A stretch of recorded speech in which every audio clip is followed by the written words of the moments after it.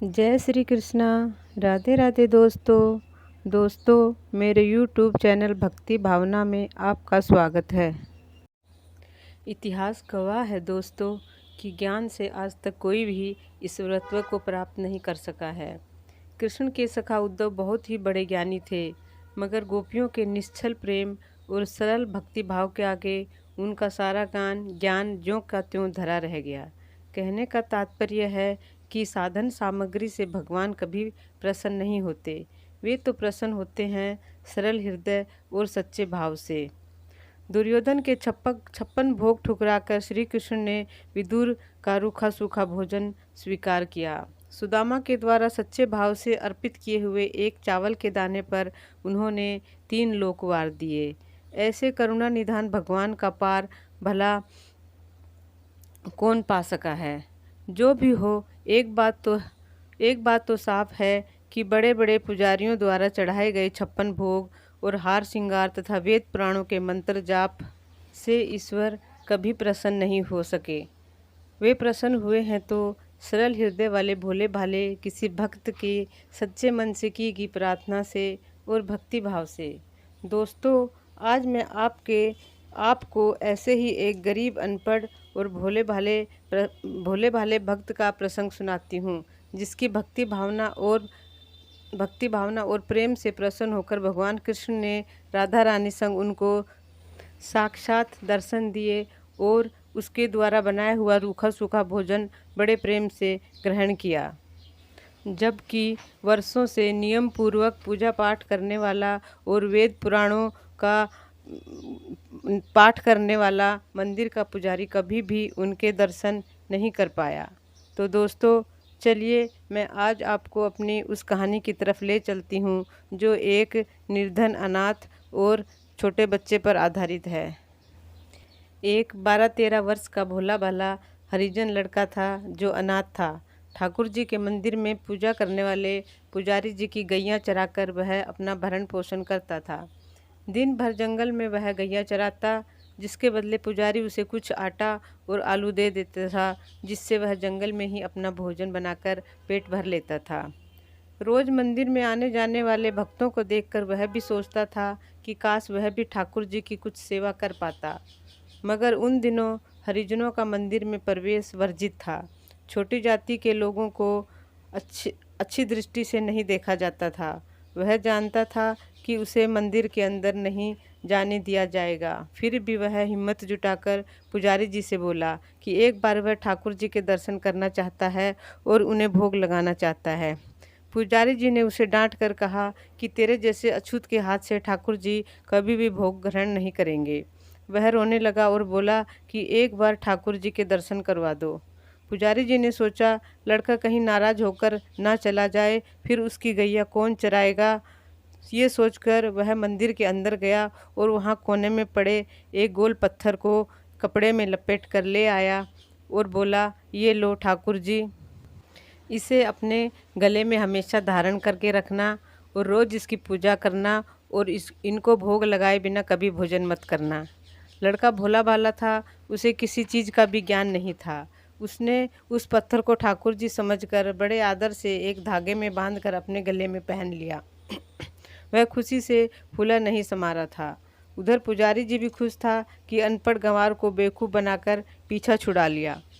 लड़का खुशी खुशी जंगल में गाय चराने चल दिया। पुजारी जी ने रोज़ की तरह उसे पाव भर आटा और कुछ आलू दे दिए। भोजन पकाने के लिए गैया घास चरने में मगन हो गई और उसने 2 पत्थर रखकर एक चूल्हा बनाया और जंगल से लकड़ियां बीनकर आग जला ली। अपने अंगोछे पर आटा गूंद लिया और मोटी मोटी 2 रोटी बनाई और आलू भूनकर उनका भरता बना लिया और उसमें नमक मिर्च डालकर भरता तैयार कर लिया। गले में से ठाकुर जी को निकालकर जगह साफ करके बैठा दिया और रोटी पर कुछ भरता रखकर आह्वान करने लगा, ठाकुर जी आओ भोग लगाओ, ठाकुर जी आओ भोग लगाओ। मगर वह पत्थर भला कैसे भोग लगाता। वह आंखें बंद करके कई देर तक बैठा रहा और ठाकुर जी को बुलाता रहा।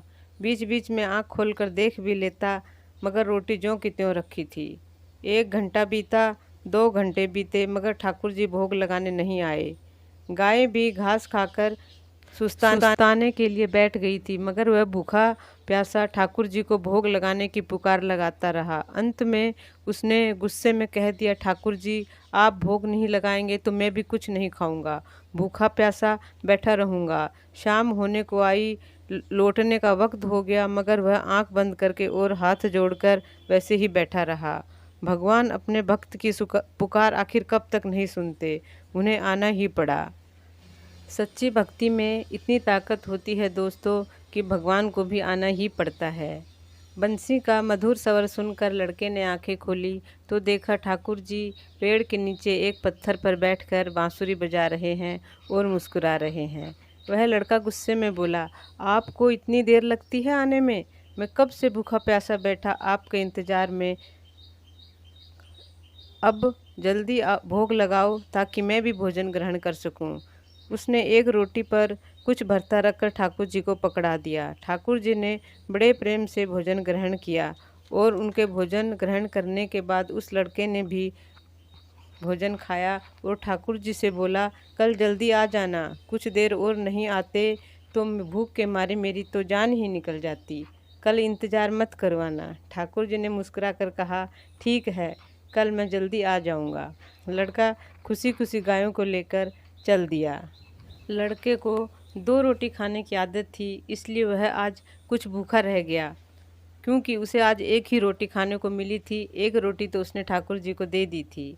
अगले दिन वह पुजारी जी से बोला, पुजारी जी आज आटा थोड़ा ज़्यादा देना, ठाकुर जी को भोग लगाने के बाद मुझे एक ही रोटी मिली, मैं भूखा रह गया। पुजारी जी ने सोचा पाव भर आटे की रोटी से उसका पेट नहीं भरता होगा, इसलिए उसने पाव भर आटा और दे दिया। लड़का खुशी से जंगल की ओर चल दिया। रोज़ की तरह उसने चूल्हा जलाया और 3 रोटियां बनाई और आलू का भरता। गले से ठाकुर जी को निकालकर भोजन करने की विनती की। ठाकुर जी तुरंत प्रकट हो गए, लेकिन ये क्या, आज तो उनके साथ ठकुरानी राधा रानी भी थी। उसने एक रोटी ठाकुर जी को, एक ठकुरानी जी को और एक खुद खा ली। आज भी वह भूखा रह गया। अगले दिन उसने पुजारी जी से कहा कि पुजारी जी आज आटा और थोड़ा ज़्यादा देना। कल ठाकुर जी के साथ ठकुरानी जी भी आ गई थी, इसलिए रोटियां कम पड़ गई और मैं कल फिर भूखा रह गया। पुजारी जी ने सोचा लड़के के मन में लालच आ गया है, मगर उसने मन मारकर उसे 3 पाव आटा दे ही दिया। रोज़ की तरह जंगल में लड़के ने भोजन तैयार किया और ठाकुर जी का आह्वान किया। ये क्या, आज तो ठाकुर और ठकुरानी के अलावा 3 पटरानियाँ भी आ गई थी। उसने तो 6 रोटियाँ ही बनाई थी, इसलिए सबको एक एक ही रोटी मिली। वह आज भी भूखा रह गया था, क्योंकि 3 रोटियां तो पटरानियों को दे दी गई, 2 रोटी में से एक ठाकुर जी को, एक ठकुरानी को और एक रोटी ही उसे खाने को मिली। तीसरे रोज़ लड़के ने पुजारी जी से कहा, पुजारी जी आज तो ठाकुर जी के साथ ठकुरानी के अतिरिक्त उनकी 3 पटरानियाँ भी आ गई थी, इसलिए कल भी मुझे भरपेट भोजन नहीं मिला, कृपया आज 1 सेर आटा दे देना। पुजारी जी ने सोचा एक अकेला लड़का इतने सारे आटे की रोटियां कैसे खा सकता है, ज़रूर कुछ गड़बड़ है, ये लड़का ज़रूर कुछ हेरा फेरी करता है, या तो आटा किसी को दे देता है या बेच देता है। इसके मन में तो लालच बढ़ गया है। उसने सोचा मैं आज स्वयं जाकर देखता हूँ कि ये इतने सारे आटे का करता क्या है। उसने उसे 1.25 किलो आटा दिया और कुछ देर बाद उसके पीछे पीछे जंगल की तरफ चल दिया। एक पेड़ के पीछे छुपकर वह सारा नज़ारा देखने लगा। लड़के ने अपना अंगूछा उतारा और सारा आटा उस पर डालकर गूंद कर उसने 8-10 रोटियां बनाई और आलू का भरता बनाया। गले से उसने ठाकुर जी को उतारा और हाथ जोड़कर भोजन ग्रहण करने के लिए उनका आह्वान करने लगा। ठाकुर जी आओ भोग लगाओ, ठाकुर जी आओ भोग लगाओ।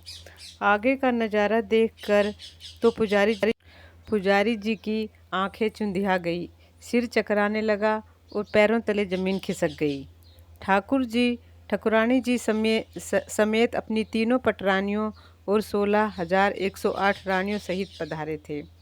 लड़के ने देखा तो वह भी आश्चर्यचकित हो गया और सोचने लगा 8-10 रोटियों में सबका पेट कैसे भरेगा।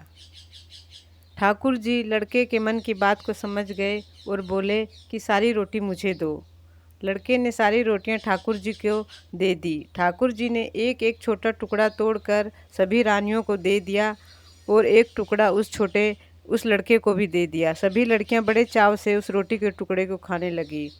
लड़के ने जैसे ही रोटी का टुकड़ा खाया, उसका पेट भर गया। ठाकुर जी के दर्शन करके पुजारी जी का सारा अहंकार दूर हो गया। भगवान के अंतर ध्यान होते ही वह किसी तरह गिरते पड़ते लड़के के पास आया और उसके चरणों में गिर पड़ा। उसकी आंखों से अश्रुधारा बह रही थी। लड़के के पैर पकड़कर वह बोला, मुझे माफ़ कर दो, मैंने तुम पर गलत शक किया। मैं समझ रहा था कि तुम झूठ बोलकर ज़्यादा आटा लेते हो। मैं इतने सालों से ठाकुर जी की पूजा नियम से करता आ रहा हूँ। जब उन्होंने ही मुझे दर्शन नहीं दिए तो तुम अनपढ़ गंवार को भला कैसे दर्शन दे सकते हैं। मेरा लगाया हुआ भोग यूं ही रोज़ रखा रहता है तो तुम्हारी रूखी सूखी रोटियां खाने ठाकुर जी कैसे आ सकते हैं। तुम ठाकुर जी के आड़ में ज़्यादा आटा ले रहे हो, ऐसा सोचकर मैं तुम्हारे पीछे पीछे चला आया, मगर आज मेरी आंखें खुल गई। मैं गलत था। तुम्हारी वजह से ही मैं आज ठाकुर जी के दर्शन कर सका। आज से तुम मेरे गुरु हो और मैं तुम्हारा चेला। मंदिर में आरती आज के बाद तुम ही करोगे। और उसने लड़के को गले लगा। तो दोस्तों, इस कहानी से हमें यही शिक्षा मिलती है कि भगवान कभी भी महंगे चढ़ावे से, 56 भोग से या हीरे मोतियों के हार से प्रसन्न नहीं होते।